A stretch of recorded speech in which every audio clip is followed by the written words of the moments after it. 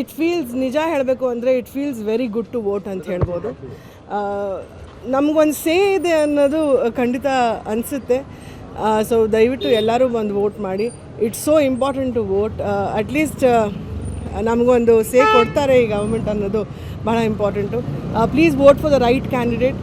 ಯಾರು ನಮ್ಮ ದೇಶಕ್ಕೆ ಡೆವಲಪ್ಮೆಂಟಿಗೆ ಹೆಲ್ಪ್ ಮಾಡ್ತಾರೆ. You all know what is the right thing, what is the wrong thing ಅಂತ. At least do the right thing and please ಇವತ್ತು ಎಲ್ಲರೂ ಬಂದು ನಿಮ್ಮ ಅಮೂಲ್ಯವಾದ ಮತವನ್ನು ನೀಡಿ. Thank you. ಇಟ್ ಫೀಲ್ಸ್ ನಿಜ ಹೇಳಬೇಕು ಅಂದರೆ it feels very good to vote ಅಂತ ಹೇಳ್ಬೋದು. ನಮಗೊಂದು ಸೇ ಇದೆ ಅನ್ನೋದು ಖಂಡಿತ ಅನಿಸುತ್ತೆ. ಸೊ ದಯವಿಟ್ಟು ಎಲ್ಲರೂ ಬಂದು ವೋಟ್ ಮಾಡಿ. It's so important to vote. At least ನಮಗೊಂದು ಸೇ ಕೊಡ್ತಾರೆ ಈ ಗವರ್ಮೆಂಟ್ ಅನ್ನೋದು ಭಾಳ important. Please vote for the right candidate. ಯಾರು ನಮ್ಮ ದೇಶಕ್ಕೆ ಡೆವಲಪ್ಮೆಂಟಿಗೆ ಹೆಲ್ಪ್ ಮಾಡ್ತಾರೆ.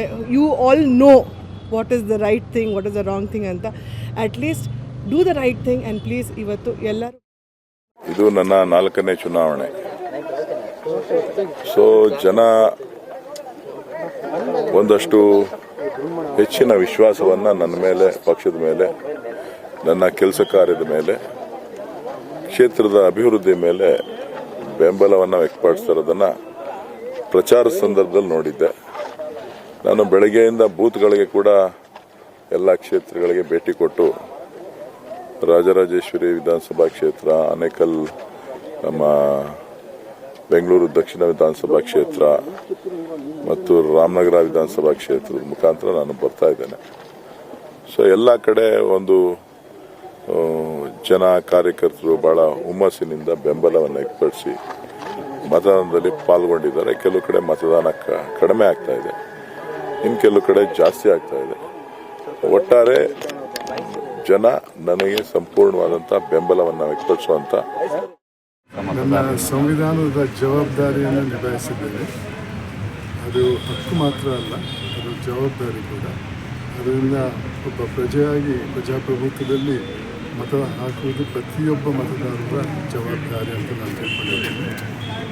ಮತ ಹಾಕದೇ ಇದ್ದರೆ ಅವರಿಗೆ ಪ್ರಜಾಪ್ರಭುತ್ವದಲ್ಲಿ ನಂಬಿಕೆ ಇಲ್ಲ ಅಂತ ಇದೆ. ಆ ಹಿನ್ನೆಲೆಯಲ್ಲಿ ನನ್ನ ಜವಾಬ್ದಾರಿಯನ್ನು ಚುನಾವಣೆ ನೋಡಿದ್ದೀರಾ? ಆಗಿಂದಕ್ಕೂ ಈಗಿಂದಕ್ಕೂ ಏನು ಸರ್ ವ್ಯತ್ಯಾಸ ಅಂದರೆ ಪ್ರೊಸೀಜರಲ್ಲಿ ಭಾಳಷ್ಟು ಬದಲಾವಣೆ ಆಗಿದೆ. ಇವಾಗ ಮತದಾನ ಮಾಡೋದು ಸುಲಭವಾಗಿದೆ ಮತ್ತು ಭಾಳಷ್ಟು ಮತಗಟ್ಟೆಗಳಿರೋದ್ರಿಂದ ಸಮಯ ಕೂಡ ಜಾಸ್ತಿ ವೇಸ್ಟ್ ಆಗಲ್ಲ.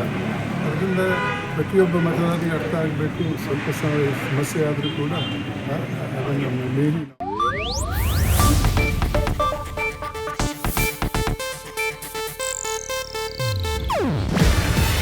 ಇದು ಏಷ್ಯಾನೆಟ್ ನ್ಯೂಸ್ ನೆಟ್ವರ್ಕ್ ಪ್ರಸ್ತುತಿ. ನೀವು ನೋಡ್ತಿದ್ದೀರಾ ಏಷ್ಯಾನೆಟ್ ಸುವರ್ಣ ನ್ಯೂಸ್.